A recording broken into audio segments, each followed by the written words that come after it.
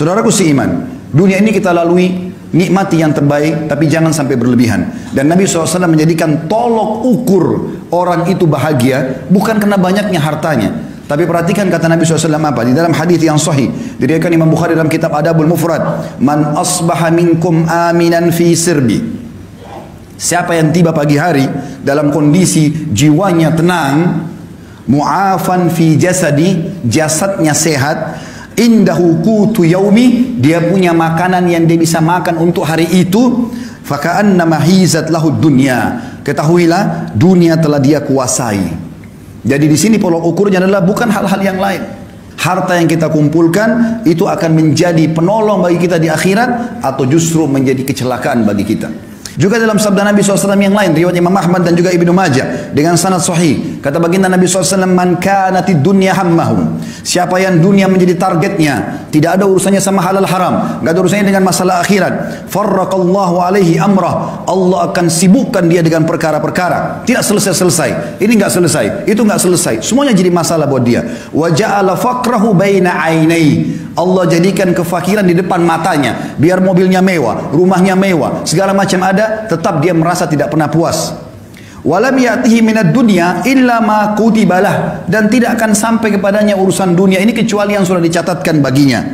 Wa man kanatil akhirah niyatuhu, siapa yang akhirat menjadi niatnya, targetnya, dunia dia tunggangi untuk ke sana, setiap kali dia membantu orang targetnya untuk akhirat, dia melakukan ketaatan apa saja semuanya untuk akhirat, jama'allahu amrah, Allah akan selesaikan urusan-urusannya. Wa ja'ala ginahu fi qalbihi, dan Allah jadikan kaya di dalam hatinya sehingga selalu dia merasa puas.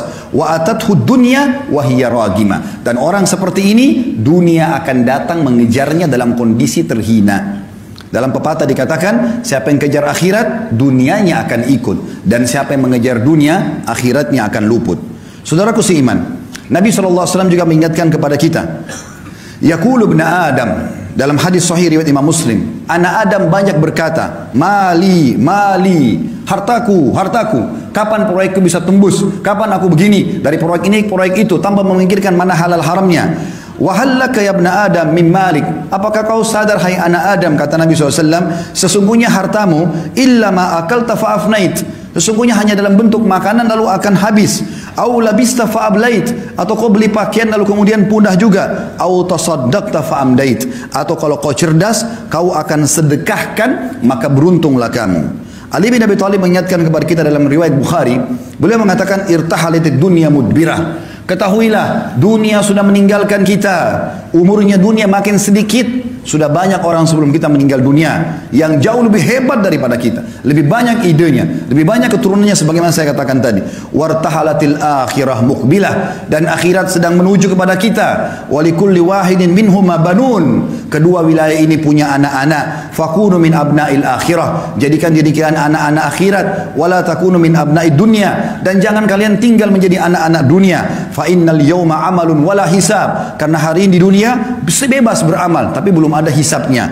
Wa gadan hisabun bila amal, tapi besok di akhirat akan ada hisab, tidak ada lagi kesempatan untuk beramal.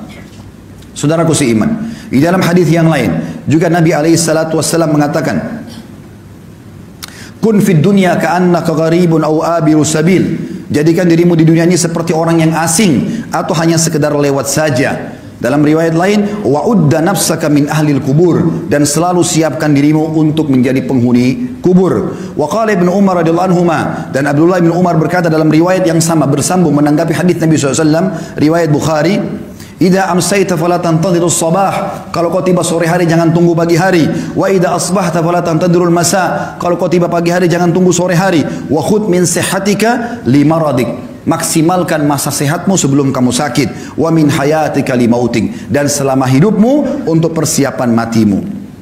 Juga dalam hadis yang lain kata Nabi SAW, mali walid dunya, untuk apa saya mengejar-mengejar dunia ini berlebihan. Ma'ana wad dunya, perumpamaan aku dengan dunia, kata Nabi SAW, innama mathali wa mathalud dunya kamathali rakibin dhalla tahta syajaratin thumma raha wa tarakaha.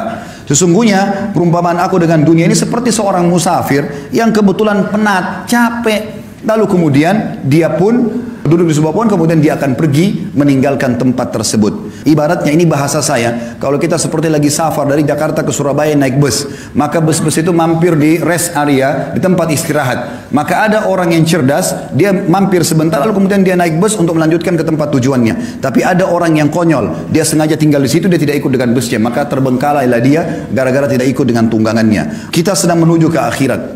Dan dunia ini kita boleh nikmatin. Seorang muslim dibolehkan makan yang enak, karena Allah mengatakan halalan thayyiban. Halal boleh dan thayyib berkualitas.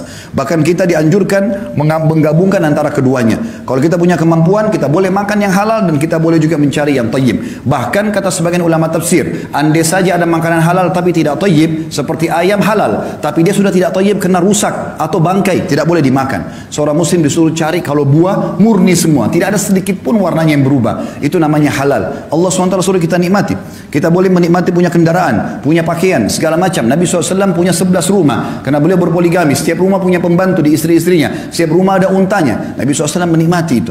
Tapi selalu sebatas ini hanya akan dilalui, bukan sebuah target utama. Syekh Utsaimin rahimahullah mengatakan, perumpamaan orang dengan dunia ini seperti dia masuk ke WC. Dia selesaikan hajatnya, kemudian dia akan keluar, tidak akan tinggal lama di sana. Teman-teman sekalian, Allah sedang menjanjikan kita sesuatu yang besar di akhirat sana.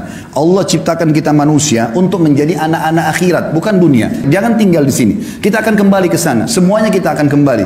Kalau di dunia ini Anda pernah makan makanan enak, minum yang enak, pakai pakaian yang bagus, lalu mungkin Anda pernah melihat pemandangan yang indah, badan atau fisik yang sempurna, paras wajah yang tampan, apa saja kira-kira yang kira-kira membuat orang kagum di dunia, maka perhatikan apa kata Nabi SAW. Perhatikan semua itu teman-teman. Bayangkan sesuatu yang paling besar yang pernah Anda lihat. Orang yang sangat tampan, orang yang sangat cantik, orang yang sangat sempurna secara fisik, kaya raya, punya mobil mewah, rumahnya mewah, segala macam. Bayangkan itu dengan pertemukan dengan sabda Nabi SAW. Beliau mengatakan apa? Tentang target kita di sana, akhirat. Wallahi kata Nabi, dalam hadis riwayat Muslim, demi Allah, Nabi nggak pernah sumpah kecuali penting sekali. Beliau mengatakan, Wallahi, mad dunya fil akhirah illa mathalu ma yaj'al ahadukum isba'u hadhihi fil yammi falyandur bima yarja. Demi Allah, perumpamaan dunia dibandingkan akhirat hanya seperti seseorang di antara kalian meletakkan jari telunjuknya ke lautan, kemudian diangkat sama dia. Maka lihat apa yang ikut dengan tangannya. Di dalam hadis yang lain, kata Nabi SAW, pernah melewati pasar, lalu ada bangkai kambing. Kebetulan kambing ini bangkainya kecil, kambingnya kecil dan dia dibangkai, kemudian kupingnya kecil juga dan agak sobek. Jadi sudah bau, kecil, badannya kurus, telinganya juga sobek. Lalu Nabi SAW pegang kuping kambing itu, bangkai lalu diangkat. Kata Nabi SAW kepada para sahabat, siapa yang mau beli ini? Kata para sahabat, ya Rasulullah, jangankan dia sudah jadi bangkai, hidup saja tidak ada yang mau. Sempat dalam riwayat kata Nabi SAW, siapa yang mau beli ini dengan sedirham? Biaya yang sangat kecil. Kata para sahabat, ya Rasulullah, tidak ada yang mau. Artinya jangankan dia jadi bangkai, hidup pun kalau kecil, kurus, kupingnya robek, nggak ada yang mau. Kata Nabi SAW, siapa yang mau saya kasih gratis? Kata para sahabat, sama ya Rasulullah, tidak ada yang mau. Kata Nabi SAW, perhatikan wasiat beliau ingin sampaikan kepada kita pesan ini. Fawallahi, beliau bersumpah lagi atas nama Allah, lad dunya ahwanu alallahi min hadza alaikum. Hadis sahih riwayat Tirmidzi. Ketahuilah dunia ini di sisi Allah atau apa yang Allah janjikan buat kalian di akhirat nanti, ya, lebih hina daripada bangkai ini. Di dalam hadis yang lain yang mulia juga, kata Nabi SAW kepada seorang sahabat bernama Dahhak ibn Sufyan radhiyallahu anhu. Beliau mengatakan Rasulullah SAW pernah berkata kepadaku, ya Dahhak, wahai Dahhak, ma ta'amuk, apa makananmu? Faqala ya Rasulullah, al-laham wal laban. Aku selalu makan daging dan minum susu ya Rasulullah. Lalu kata Nabi SAW bertanya lagi, qala thumma yasiru ila madha, kemudian jadi apa itu makanan daging dan susumu?